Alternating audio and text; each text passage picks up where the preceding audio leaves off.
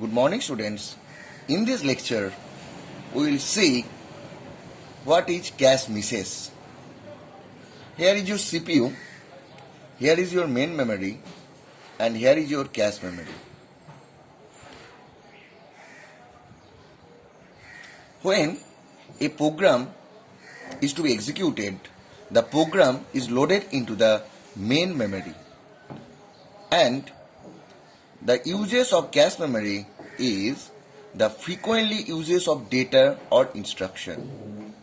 When the CPU want to access the cache memory, if it is found that the data or instruction is not in the cache memory, then this situation is called cache miss. There are different type of cache misses. The type are, number one, it is called capacity miss. We know that the size of cache memory is small. So capacity miss occur because the size of cache memory is very small. Here, cache miss occur because of block being discarded and later brought back. Cache memory contains all the blocks that are needed during execution of a program. As the size of cache memory becomes small, then we cannot load entire data or instruction in the cache memory. So this miss occur when as the size of cache memory becomes small. Next one is compulsory miss. Compulsory miss occur because the first access to a block cannot be in the cache. So the block must be brought into the cache. So what is compulsory miss? The first access to a block can never be in the cache. That's why the compulsory miss occur. Number 3, there is conflict miss. Conflict miss means two blocks can be discarded and later retrieved if too many blocks mapped to its set. At that time, the conflict miss occur. Next, we will found the solution of cache misses.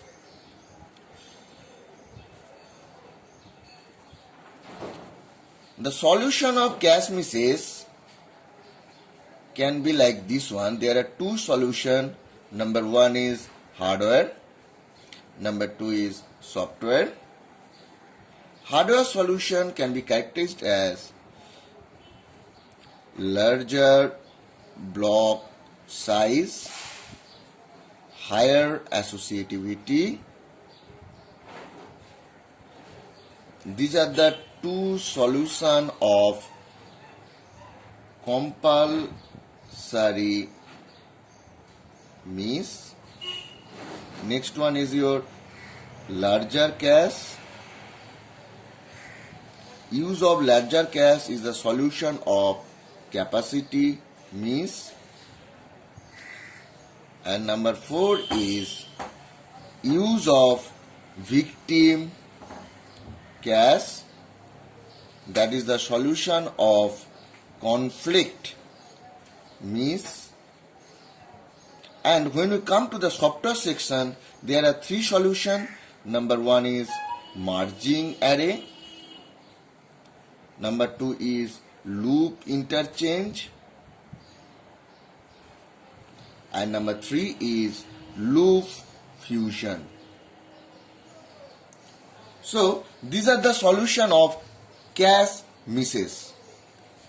First one is hardware solution, that is larger block size. If the size of the block become larger, then we can store more data in the block. Number B is higher associativity. Means if the associativity becomes higher, then we can store more data item under one index. Suppose if the associativity becomes two-way set associativity, then we can store there two pair of data and tag value. If the value of associativity becomes four-way, then we can store four pair of data and index data and tag under one index. If it become 8-way set associative, then we can store there 8 pair of data and index data and tag under one index. So the associativeness becomes higher, then we can store more data item under one index. This will reduce the miss. Number C, there is larger cache. If the size of the cache become larger, then we can store more data in the cache memory. That will reduce the capacity miss. And number D, use of victim cache. A fully associative cache called victim cache is placed between cache memory and main memory. So using a victim cache, we can avoid the conflict miss. Next one is some software solution. Number 1 is merging array. Some program refers multiple array in the same dimension at the same time. This creates a danger that these access will lead to a conflict. The danger is removed by combining this independent array into simple compound array. This is called merging array technique. Suppose integer value size and integer key size is defined in a program. We can define these two data types by using struct, where under struct we can define value and key. This is the example of merging arrays. Number B, loop interchange. Some programs have nested loops that access data in memory in a non-sequential order. Simple exchanging the nesting of the loop can make the code access in the sequential order. Let us take an example. Suppose in a program it is written here for j equal to 0, j less than equal to 100, j plus plus. Next one is there is for I loop for I equal to 0, I less than 100, I plus plus. It will access the data xij equal to 2 into xij. From this example, you can find that first the j loop is defined, next for I loop is defined, but we are accessing first I element and then j element, and this access will lead to non-sequential access in the main memory.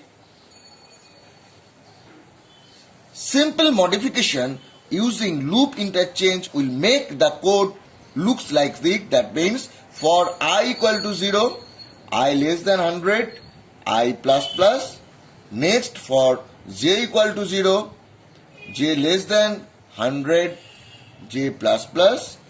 Next xi, j equal to 2 into xi, xj. If our code looks like this, then we can access the data from the main memory in a sequential order.